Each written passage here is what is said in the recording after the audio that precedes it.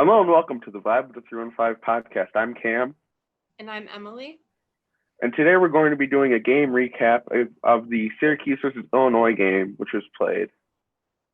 Yep, so Syracuse ended up losing with the final score being 73-44, and Illinois is 16th ranked in the country, so they're a pretty good team. But overall, it was a pretty tough loss for Syracuse. Yeah, this game was a part of the ACC Big Ten Challenge, so obviously Syracuse being the ACC, the ACC side took a loss in this game, and in the ACC Big Ten Challenge, you need 8 wins to win the challenge, and obviously Syracuse did not provide a win for the ACC. So we got to talk about some of the stats of the game. Starting with Syracuse, we had Jesse Edwards with 9 points, 17 rebounds, 3 assists. He had 4 turnovers and played a total of 33 minutes. He ended up fouling out with about 3.5 minutes left in the game, which was really unfortunate. Yeah, that's one thing Jesse needs to work on is the fouls. I mean, he's been great offensively, defensively, rebounding. I know like he's blocking shots and everything, but that's the one thing is the fouls because when he is out of the game in foul trouble, we have trouble like being the same team, like rebounding and scoring in the post. And when he fouls out, even when there's 3 minutes left and we're down by 15, I mean, it's still very unfortunate because Jesse's a big role player to the team, and without him, Syracuse isn't the same team. Definitely. And then we have Judah Mintz. He also had 9 points, 5 assists, 2 rebounds, 4 turnovers, and played 34 minutes. Yeah, I mean, Judah had a overall okay game, but he was 3 for 16 from field goal. I mean, that's crazy. Like, ever since, I don't know if Emo, if you feel the same way, but ever since the second half of the St. John's game, something's been up with Judah. Like, he hasn't been the same player. Ever since St. John's figured him out in the second half, he was terrible at the second half of that game. He got ejected the Bryant game, and now he has 9 points and a 3 for 16 this game. The one thing that Judah did well, though, is he had a highlight reel play. It was a dunk in the first half, like the very beginning of the game.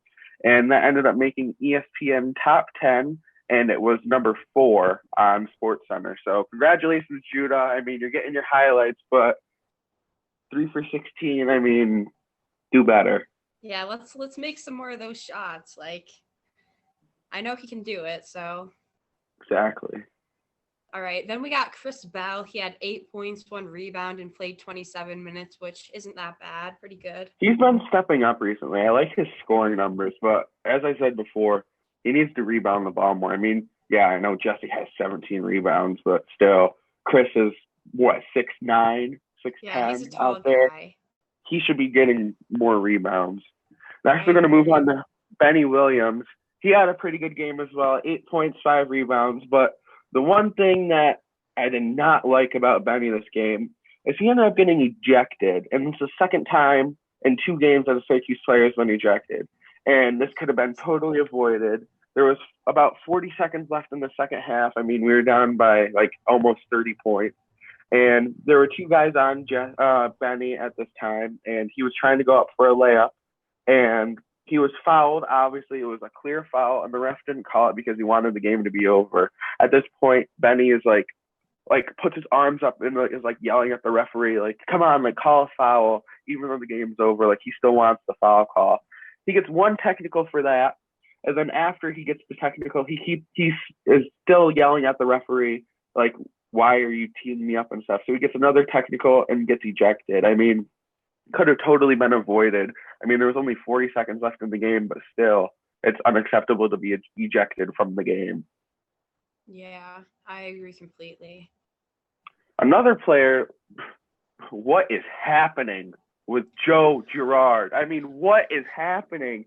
I mean, it's painful to watch how he's been playing the past 3 games. That's the only way I can put it. I mean, I'm not trying to bash Joe in any type of way, but when you're the senior and the captain of the team and you've been starting, you need to do something. I mean, 0 points is unacceptable. You've had 9 points the last 3 games after coming off a 31-point night. I get it. I get it. The Richmond game tired you out. You were tired for the St. John's game. But after that, the Bryant game and this game, that's unacceptable performance. I mean, I think Boeheim's starting to realize that because he's only playing him 20 minutes. But for him not doing anything, I mean, he's 2 for his last 25 for field goals. He's made 2 out of 25 field goals last 3 games. That is terrible. I mean, he needs to sit down or something. He needs to start somebody else because it's ridiculous and it's very, A, hard to watch and B, frustrating.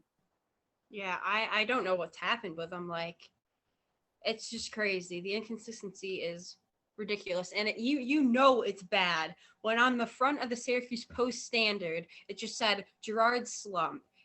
There's a whole article basically saying how he started the year pretty well, broke his record, played pretty well the first 3-4 games, and then he goes 5 points, 4 points, 0 points a game. Exactly. I mean, what is happening? Like, it's ridiculous. And like Cam said, we're not trying to bash him. Like, I'm pretty sure everyone watching this likes Joe and obviously wants Syracuse to win. But like when he's not playing good, like we're just an adjustment needs to be made.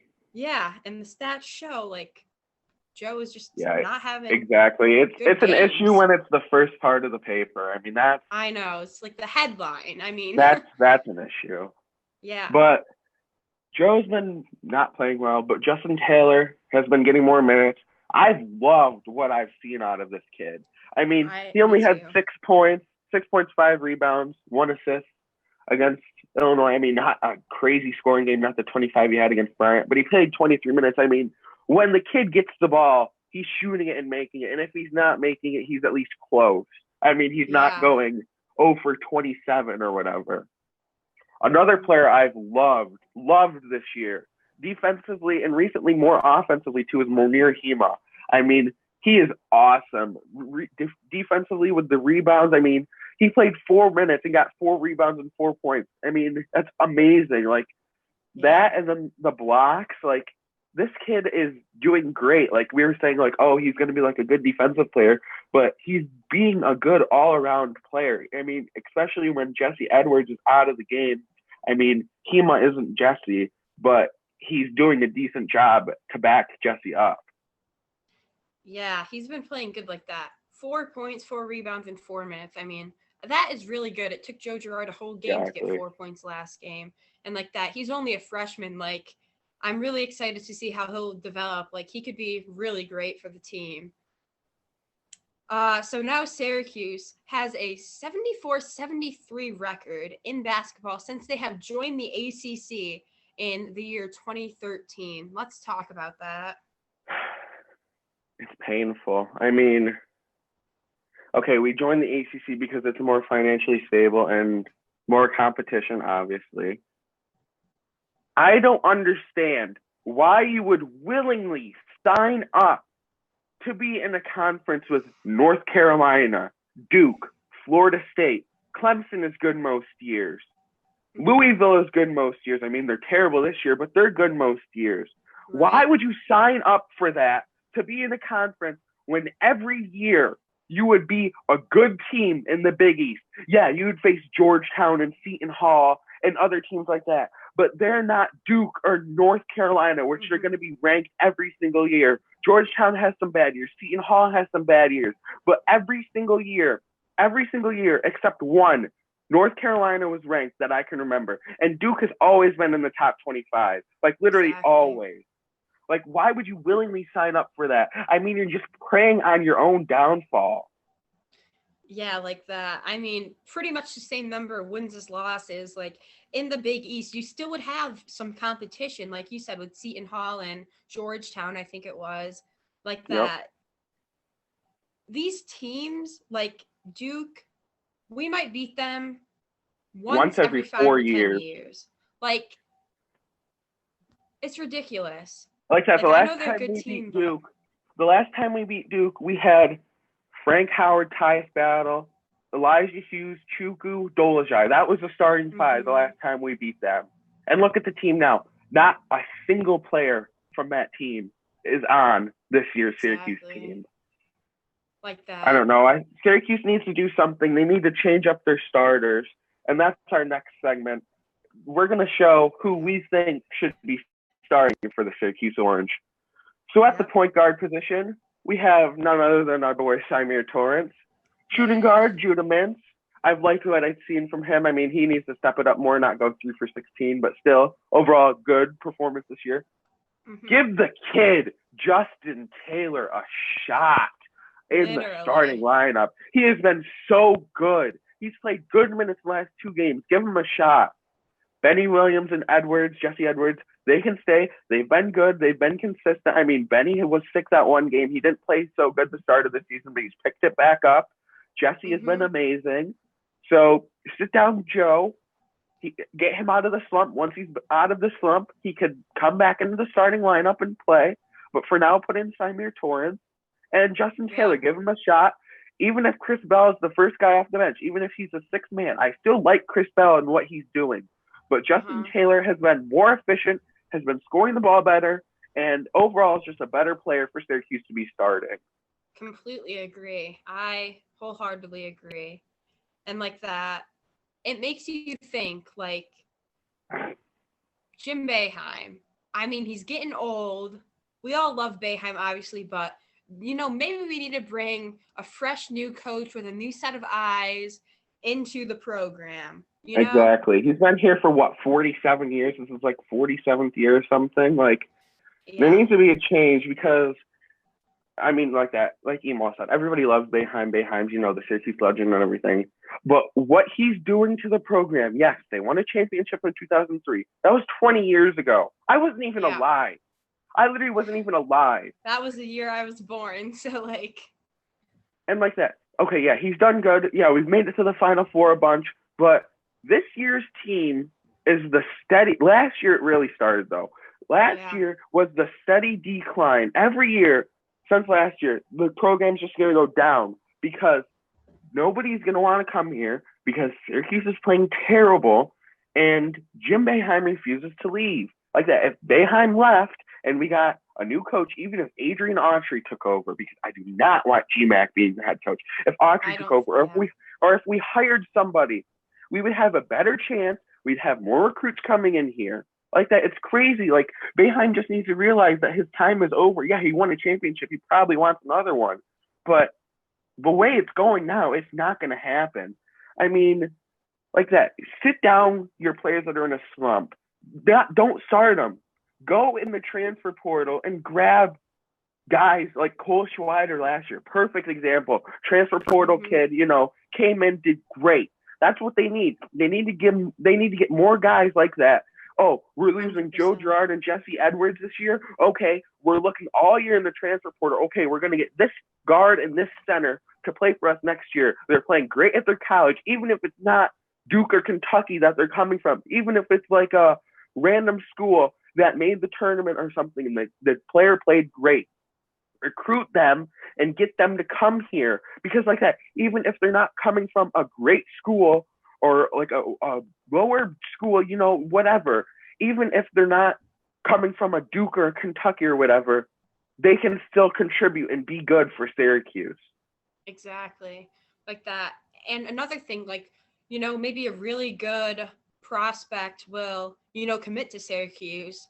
And then, they play a year and it's like the team played not good. So they transfer the next year. So like that, we had Kadari Richmond play 1 year here and like that Syracuse didn't win. So he transferred, Quincy Guerrier was another good one. I wish he was still here, but like that, they don't stay because they're not winning. And these guys aren't getting playing time on Syracuse really unless you don't get much playing time.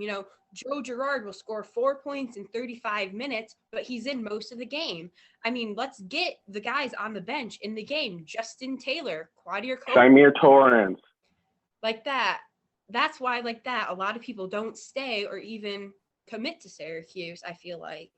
Like that, like last year, we had a good team, an experienced team. With Buddy and Jimmy, they played great together, and Cole Swider was one of our best players. He was amazing. I loved Cole. Like that, he was one of our best scorers, and like that, losing all 3 of those guys really hurt the team since it's such a new team. It just sucked. Exactly. We don't have like a pure shooter like a Buddy that we have. Like like a guy that can go and just drop 25, no problem. Like that, we Right. saw that a flash of that from Justin Taylor, but like that, I could see Judemans leaving after this year. I mean, he's not winning here. I could see him leaving. He's got other good offers. And like that, Darius Baisley, for example, he was supposed to come here. He decommitted, went to the G League. Dior Johnson. Yep. I mean, he was supposed to come here. He obviously didn't. He decommitted, but he was supposed to. I mean, that's a 5-star recruit. I mean, we know what happened with him now, but like he could have been on Syracuse. Exactly. There's so many other guys. Like they offered Kyan Anthony already, Melo's son. Like they offered him already.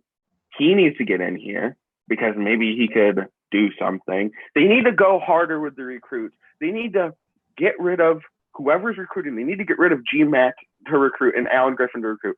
They need to bring in like Mike Hopkins. Like he was a great recruiter. They need to bring in guys like that are aggressive and want these guys and show, look, if you come to Syracuse, look, you'll win 25 games a year and you'll make it to the tournament every year and you'll win your conference and you'll be a starter and you'll average 10 points a game. Like that. If they see that, they'll say, oh, okay, Syracuse is a good school. I want to go there. Okay, Jim Boeheim is possibly the coach. He's still a great coach. Nothing against Boeheim. But people will be more enticed to see, oh, there's a winning program at Syracuse. I want to go there. Right. Like that. Who do we got recruiting for the football? Because they seem to be really consistent like that. They get good guys. Like, we need to bring in new coaching. I know the football did. Like that, they got that coach from Virginia. Let's do the same for the basketball program. I mean, let's go, guys. Let's get some good recruits. I mean, like that. Talking about recruits and transfers and everything, Illinois, their whole team did not start for them last year. All right, let's go over this. So Matthew Mayer, not freshman. Transfer from Baylor, which is a winning school. Baylor has done great the past few years. Winning school. All right. Sky Clark, 4-star recruit freshman. So we have that. Sky Clark. Terrence Shannon Jr., transfer from Texas Tech. Texas Tech has played great the past few years. And like that, these guys are leaving and they're coming to Illinois. Like, why can't we do that? Why can't we go after a Matthew Mayer or Terrence, whatever his last name is, Terrence Shannon? Why can't we go after these guys that are coming from big schools that are transferring like that? RJ Melendez, sophomore, he was a bench player last year. And Coleman Hawkins, he started only 14 games for Illinois last year like that. None of their guys started. We have at least Joe and Jesse that are back. I mean, those guys started for us last year. I mean, what's the issue like that? This Coleman Hawkins dude, he had a triple-double against us last night. I mean, he's a 6'10 center, and he had 10 assists. I mean, what is this? And like that, you see that other teams can do it, have a new group of guys and still play amazing. Like, why can't Syracuse? Like, there's the potential to do that. I mean, I think really all the players we have individually have a lot of talent and a lot of potential. But, like, is it the coaching? Like, what is it? And how can we change it? And how can we improve it? Because we want to win, Exactly like that. Duke has mostly every year, Duke has a new starting five every single year because their guys all go to the NBA. Yeah. I mean, there'll be a couple of guys that stay or that will come off the bench and then start the next year. But for the most part, every year the Duke team is different. And every year the Duke team is different. Every year Auburn has new guys. Every year North Carolina has new guys. Texas, Kansas, all these big schools. And Syracuse is a basketball school that is great at basketball, but we have returning starters that are seniors, and we can't do anything. It's so frustrating. I mean, it's almost at this point, it's torture watching these games. I mean, I want to see him do well and everything, but we don't have our Buddy Boeheim or our Cole Schwider last year that could score the ball with ease.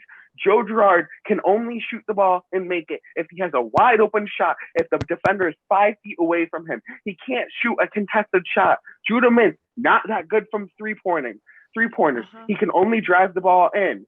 I mean, Benny Williams, he's shown flashes, but he's not going to give you 30 a night. I mean, Chris Bell, again, shown flashes, not going to give you 30 a night. I mean, Jesse Edwards should not have to do everything for this team. He shouldn't have to get 27 points and 17 rebounds in a game, because that's not how a team works. The whole team should be getting like 10 points apiece. It shouldn't be just one player, or like if it's not just Jesse, it should be Jesse and somebody else. That's why Boeheim needs to switch up his lineup, because maybe, Justin Taylor can provide 15 points for starting, or Symir Torrance, or whoever. They could switch it up, and it would be better for the team. Yeah, and let me say this. We did a quick TikTok interview of a couple players, and we ended up interviewing Justin Taylor, and we said, what's pregame ritual? He said he warms up and shoots the ball with Joe. So maybe Joe and Justin practice a lot together. Maybe they'd be, really good assets to each other if they played together at the same time. So how about we, switch up the lineup and maybe put in Justin instead of Chris Bell. So then we can have Justin and Joe playing. Maybe we'd see an improvement that way. And like Cam said, they're not scoring. I remember the Bryant game we went to. We were, just waiting for the game to start, and they're out there warming up. They literally were missing almost every single shot. And like that, you're warming up with no one guarding you. It's your own people, your own team. And it was not even just threes. It was twos. I mean, most of like the layups and stuff they make. But, I mean, no one's guarding you. You're literally practicing, and you're not. It's warm-ups. So like that, if you can't even score during warm-ups, then how do you think you're going to score during the game, And like that, going back to what Ema was saying, Justin Taylor and Joe shoot. Maybe Justin needs to show Joe something that Joe isn't seeing, like, oh, if you do this, the defense will lay off of you or something. Like Justin could give him pointers, because obviously Justin's figuring it out and Joe isn't, and Justin's a freshman. Right. But Syracuse takes on Notre Dame at Notre Dame on Saturday, so hopefully the outcome of the Illinois game will be different than the Notre Dame game. Hopefully we can win. Yeah. So thank you for watching this episode of the Vibe with the 215 podcast. All of the socials will be in the description. If you want to see anything specific, let us know, comment it, or reach out to us on our social media or our email. That'll be in the description as well. Make sure to like and subscribe. And other than that, we're out.